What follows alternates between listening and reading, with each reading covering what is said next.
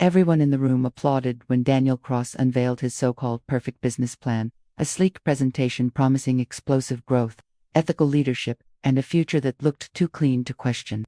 But no one noticed the woman sitting quietly at the back of the hall, whose calm smile concealed the truth that this very plan was about to become the stage for his complete destruction. Because years earlier Daniel had taken everything from her without remorse, and now, without raising her voice or lifting a finger in public, she was about to take everything back, piece by piece. So before this story twists further into places you will not expect, make sure you like the video, subscribe to the channel, and comment where you are watching from. Because this is not just a story about revenge, it is about patience, precision, and the art of letting someone destroy themselves with their own brilliance. Her name was Eleanor Wright, once Daniel Cross's silent partner, once the invisible architect behind his earliest successes, the woman who refined his raw ideas into polished strategies, who connected him to investors, who stayed awake through endless nights fixing problems he never knew existed, and who trusted him when he promised loyalty, fairness, and a shared future. But the day Daniel's company finally attracted serious money was the day Eleanor learned how disposable she truly was, because behind closed doors he rewrote contracts, transferred intellectual property, and pushed her out with legal precision so cold that by the time she realized what had happened, she owned nothing, not the company, not the ideas, not even the reputation she helped build. And when she confronted him, he smiled gently and explained it as business, telling her that emotions had no place in growth, that she should be proud of what they built even if her name was no longer attached to it. And that moment carved something sharp and permanent inside her. Not rage, not grief, but clarity. Eleanor did not cry. She did not threaten. She did not warn him. She simply walked away with a quiet dignity that Daniel mistook for defeat, unaware that Eleanor's greatest strength had always been her ability to see several steps ahead. And while Daniel expanded aggressively, chasing headlines and awards, Eleanor disappeared from his world entirely, changing cities, rebuilding her life in silence, working as a consultant under different names, studying corporate law, financial compliance, and investor psychology with the same intensity she once gave his company. Because revenge, she understood, was useless unless it was inevitable. And years later, when Daniel announced his newest venture, a revolutionary platform built on transparency and trust, the irony almost made her laugh, because she recognized every structural weakness hidden beneath the glossy surface. Every overstated projection, every dependency on assumptions too fragile to survive real scrutiny. And instead of exposing him directly, Eleanor applied for a mid-level strategic role under a subsidiary owned by Daniel's new company, knowing his ego would prevent him from recognizing her. And when he briefly glanced at her resume, he saw only a competent professional with an unremarkable past, someone useful but forgettable. And that was exactly where Eleanor thrived, because from inside she began to document everything. The shortcuts masked as innovation, the investor promises stretched just beyond legal limits, the internal pressure placed on teams to manipulate data without leaving fingerprints, and most importantly, she carefully encouraged Daniel's belief that his plan was flawless, subtly reinforcing his confidence during meetings, praising his instincts, validating his decisions, because nothing accelerates collapse faster than unchecked certainty. And as the company grew, Eleanor positioned herself as indispensable, the one who solved crises quietly, who translated chaos into calm, who gained the trust of executives and compliance officers alike, all while building a private archive of evidence, timelines, and financial trails that told a story far more damning than any accusation ever could. And Daniel, intoxicated by success, began to present his company as a model for modern business ethics, speaking at conferences, mentoring startups, preaching integrity with a straight face, never suspecting that the woman nodding respectfully in the audience already knew how his empire would fall, not through scandalous leaks or dramatic confrontations, but through a series of perfectly timed truths released into the right hands. Because Eleanor had learned that the most powerful revenge does not scream. It whispers, it waits, and it lets the target believe they are winning right up until the moment they realize there is nowhere left to stand. As Daniel's company expanded into new markets, Eleanor quietly reshaped its internal rhythm, influencing decisions without ever appearing to lead them, suggesting adjustments that seemed minor but subtly increased the company's dependence on a single financial narrative that Daniel himself approved. knowing that centralized confidence was easier to control than scattered caution. And while executives praised her ability to reduce friction between departments, she carefully isolated risk into places Daniel rarely reviewed personally, because she understood his habits better than anyone else: his tendency to trust summaries instead of raw data, his love for optimistic forecasts, his impatience with voices that sounded hesitant. And she used these traits not as weapons but as gravity, gently pulling the company toward a future that looked stable on the surface and fragile beneath. And as months passed, Eleanor built quiet relationships with compliance auditors, external advisors, and regulatory consultants, never revealing her true intentions, only asking questions that framed her as thorough and responsible, questions that encouraged documentation, process reviews, and internal transparency initiatives that Daniel proudly approved, unaware that each policy added another layer of accountability that would later tighten around him. And when the company prepared for its most ambitious funding round yet, Eleanor was assigned to coordinate internal readiness, a role that allowed her access to historical data, investor communications, and performance metrics spanning years. And she noticed something Daniel refused to acknowledge: that growth had been inflated not through outright fraud, but through interpretation, timing, and selective disclosure, a gray area Daniel believed made him clever, not vulnerable. And Eleanor did not correct him. She refined it, making the projections cleaner, more elegant, more believable, so believable that investors stopped questioning them. And this was where the canvas truly formed, because Eleanor understood that exposing lies directly often creates sympathy for the liar, but allowing truth to surface slowly through structure creates inevitability. And as the funding round closed successfully, Daniel celebrated publicly, calling it validation of his vision, while privately pressuring teams to meet the expectations he had sold. And Eleanor documented every instruction, every meeting, every subtle nudge that pushed ethics just slightly aside, because patterns speak louder than moments, and patterns were now undeniable. And yet Daniel trusted her more than ever, praising her loyalty, even confiding frustrations about people who doubted him, never realizing that Eleanor was not collecting secrets out of spite but assembling a narrative that required no emotion to be devastating. And when an external compliance review was announced as part of the company's expansion into regulated markets, Daniel saw it as a formality, assigning Eleanor to liaise with the reviewers because he believed her competence would ensure a smooth process. And she agreed eagerly, because this review was not an obstacle, it was an opportunity. And she guided auditors carefully, never lying, never hiding, simply ensuring they saw the full context Daniel had never bothered to understand himself: the dependencies, the pressure cycles, the decision bottlenecks, the incentive structures that rewarded silence over accuracy. And slowly, the tone of the review shifted. Questions became deeper, requests more specific. And while nothing appeared alarming on the surface, Eleanor could feel the momentum changing, because compliance is not about catching criminals, it is about revealing systems that fail under scrutiny. And Daniel's system had been built on confidence, not resilience. And when preliminary findings suggested the need for adjustments, Daniel dismissed them publicly, framing them as growing pains, while privately instructing teams to keep numbers strong. And Eleanor recorded everything, not because she needed proof anymore, but because she needed timing. And during this period she made one crucial move that Daniel never anticipated. She quietly resigned from her role, citing burnout and a desire for independence, leaving behind glowing recommendations and a reputation so clean that no one questioned her motives. And Daniel thanked her sincerely, even offering future collaboration, never realizing that her exit removed the last buffer between his decisions and accountability. And within weeks of her departure, the systems she had stabilized began to strain, not because she sabotaged them, but because she had stopped absorbing the pressure Daniel created. And cracks appeared: missed targets, delayed disclosures, investor questions that lingered longer than before. And as Daniel scrambled to reassure stakeholders, Eleanor began phase 2 of her plan from a distance, submitting formal, well-documented reports to regulatory bodies as an independent consultant. Not accusations, but analyses; not claims, but timelines, presenting patterns that regulators could not ignore because they aligned perfectly with the company's own records. And when regulators initiated deeper inquiries, Daniel was stunned, convinced someone had betrayed him, cycling through paranoia and denial,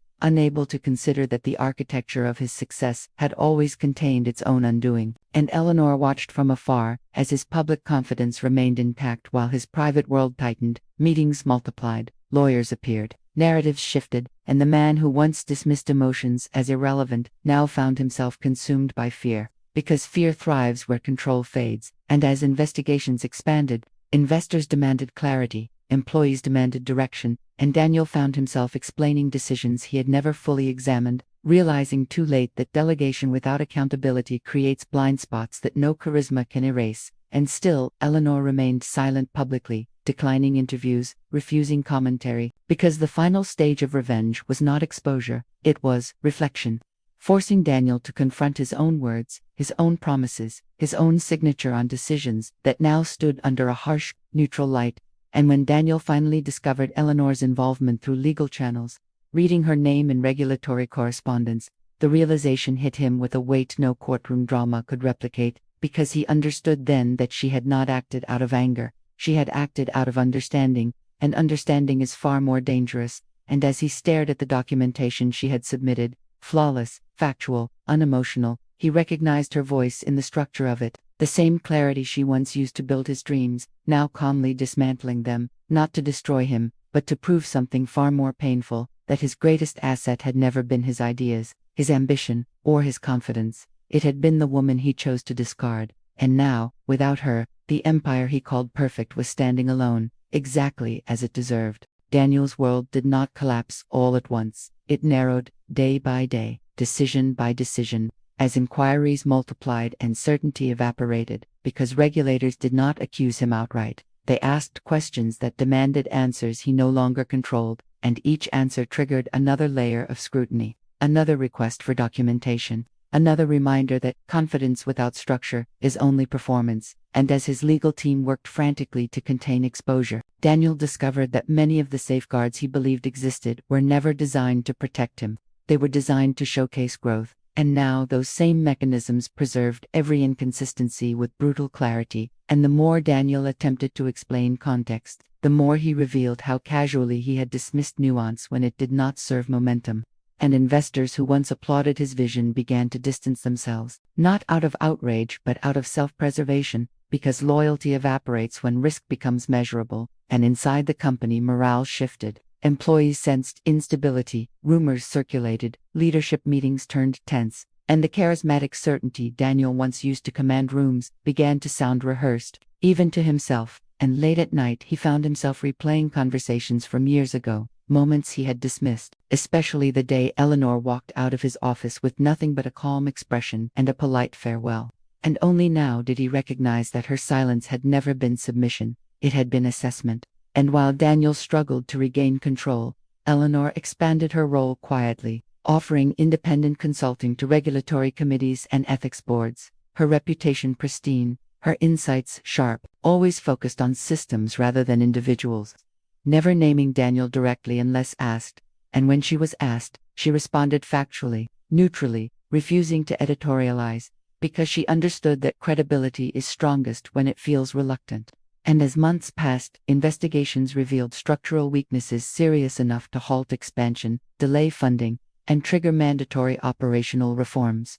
And Daniel was forced to step back from daily leadership temporarily, a decision framed publicly as responsible governance, but privately felt like exile, because without access to momentum, his influence faded rapidly. And during this period he attempted to reach Eleanor directly, sending emails that began formal and ended personal, oscillating between professional appeals and emotional justifications, explaining how circumstances had forced his hand years ago, how business demanded hard choices, how he never intended to erase her contributions. And Eleanor read every message without replying, because her revenge was not silence anymore, it was absence. And absence forces reflection far more effectively than confrontation. And when Daniel finally confronted her through legal channels, requesting mediation, Eleanor agreed under one condition, that the meeting include independent observers and be fully documented. And Daniel accepted, desperate for any chance to regain leverage. And when they sat across from each other for the first time in years, Daniel was struck not by anger in her expression, but by clarity. She looked exactly as she always had when solving problems, calm, focused, unemotional. And as Daniel began to speak, outlining apologies, rationalizations, and strategic regrets, Eleanor listened patiently, never interrupting, until he finished. And then she responded with a single question that destabilized him more than any accusation could. asking him to explain, step by step, how his definition of integrity aligned with the actions he had taken when success first became possible. And Daniel stumbled, because integrity is easy to perform when it costs nothing, but expensive when power is at stake. And Eleanor did not argue. She simply presented timelines, emails, board minutes, all documents Daniel himself had approved, placing them gently on the table like pieces of evidence that required no interpretation. And she explained, without bitterness, that she did not seek his downfall. She sought coherence, a world where outcomes matched choices. And Daniel realized then that what terrified him was not losing his company. It was losing the narrative he had built around himself, the belief that he was a visionary, wronged by circumstance, rather than an architect of his own vulnerability. And as reforms were enforced and leadership reshuffled, Daniel's influence diminished permanently. His name became associated with cautionary case studies rather than innovation. Invitations slowed, speaking engagements disappeared, and the empire he once called perfect transformed into a constrained, regulated entity that no longer revolved around him. And Eleanor watched this transformation without satisfaction or regret, because revenge had never been her goal. Balance had, and balance had been restored. And as Daniel retreated from public life, he finally understood the true nature of Eleanor's revenge, that she had not destroyed his creation, she had stripped it of illusion,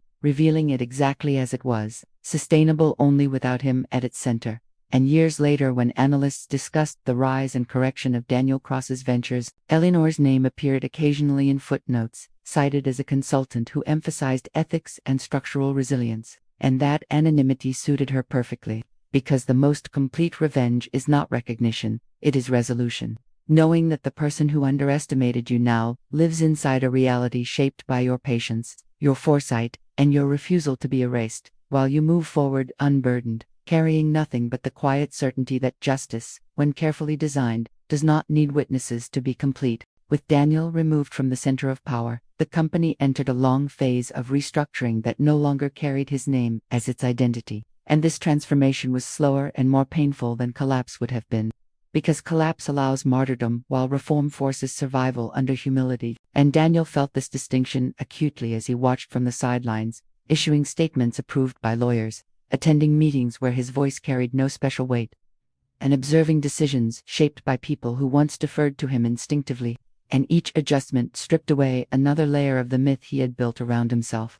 Because the organization began to function more efficiently without his constant urgency, more sustainably without his appetite for risk disguised as vision. And this realization haunted him more than any public criticism ever could, because it suggested that his presence had not been essential, only dominant. And while Daniel grappled with this slow erosion of relevance, Eleanor moved deliberately into a future she had designed with equal care, accepting a role on an independent ethics advisory board that consulted across industries, not as a crusader, but as a systems thinker. Someone who understood how ambition bends rules without breaking them, how incentives quietly distort behavior, and how leadership cultures reveal their truth under pressure. And her work gained respect precisely because she avoided spectacle, focusing on prevention rather than punishment. And this distance from drama allowed her to remain emotionally untouched by Daniel's continued decline, even when mutual acquaintances attempted to update her, frame narratives, or invite commentary, because Eleanor had closed that chapter internally long before the world caught up. And Daniel, meanwhile, tried to reclaim relevance through reinvention,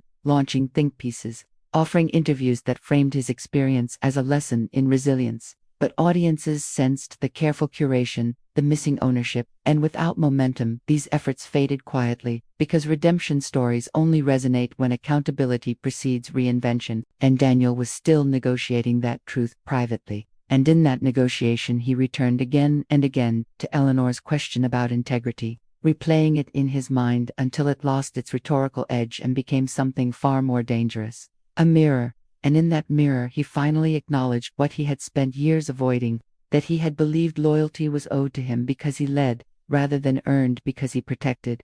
And this inversion explained not only Eleanor's response, but the gradual unraveling of every relationship he had treated as transactional. And this understanding arrived too late to reverse outcomes, but early enough to reshape his internal narrative. And that shift marked the true conclusion of Eleanor's revenge, because revenge that ends in reflection rather than ruin alters both sides permanently. And as Daniel withdrew from public ambition, Choosing a quieter advisory role far from influence, Eleanor continued her work-shaping frameworks that prevented future versions of his story from repeating unchecked. And occasionally, in private moments, she reflected on the years she had invested in patience rather than confrontation, wondering if a simpler path would have sufficed, but each time she reached the same conclusion: that simplicity would have denied her agency, while precision restored it. And the greatest proof of her success lay not in Daniel's diminished stature, but in her own unburdened present, where her name belonged fully to her. Her contributions were acknowledged by choice rather than fight, and her silence was no longer strategic but peaceful. And when the business world eventually moved on, as it always does, leaving Daniel's era behind as a case study rather than a legend, Eleanor remained present, quietly shaping conversations about ethical growth, long-term trust, and the cost of underestimating those who build without applause. And the canvas Daniel once called his perfect plan now existed only as an example of how vision without accountability invites correction, and how the most devastating revenge is not destruction, but alignment, ensuring that outcomes finally reflect choices, without anger, without noise, and without ever needing to say, "I told you so." Time passed in a way that softened headlines but sharpened truths. And the business world that once revolved around Daniel Cross eventually reclassified him not as a villain or a visionary, but as a lesson, a footnote in conferences where speakers warned about unchecked confidence and cultures built around a single voice. And Daniel accepted this quiet demotion with the humility he had learned too late, moving through days that lacked urgency but carried weight, because without the noise of ambition he was finally forced to sit with the consequences of choices he had once justified as necessary. And in that stillness he began to understand that what Eleanor had taken from him was not his company, not his money, not even his influence, but the illusion that he could act without alignment and escape reflection. And this realization did not redeem him publicly, but it reshaped him privately, which was perhaps the most uncomfortable outcome of all. Because growth without applause feels like punishment to those who once thrived on recognition. And while Daniel adjusted to this quieter existence, Eleanor's life unfolded with a steadiness that felt earned rather than stolen, her days structured by purpose instead of reaction, her work influencing policies that prevented exploitation rather than responding to it. And she rarely thought of Daniel anymore, not because she had forgiven him in a sentimental sense, but because forgiveness was irrelevant once balance had been restored. And occasionally she encountered echoes of her past, a phrase Daniel once used repeated in a boardroom, a strategy she had refined, referenced in an article without attribution. But these moments no longer triggered resentment, because she no longer needed validation from systems that once erased her, and the ultimate proof of her revenge lived in this emotional neutrality, the ability to remember without reliving. And years later, when a young entrepreneur asked her during a private consultation how to protect themselves from betrayal in business, Eleanor paused before answering, choosing honesty over drama, explaining that betrayal is rarely sudden, it is gradual, built through small compromises that feel harmless at the time, and that protection does not come from suspicion, but from structure, transparency, and the courage to walk away before silence turns into consent. And that advice carried the weight of experience rather than bitterness. And elsewhere, Daniel received an invitation to speak at a small closed-door forum about leadership failures, not triumphs, and he accepted, knowing his story now served a different purpose. And during that talk he spoke plainly, admitting that his greatest mistake was believing success excused extraction, that intelligence without accountability creates harm disguised as progress.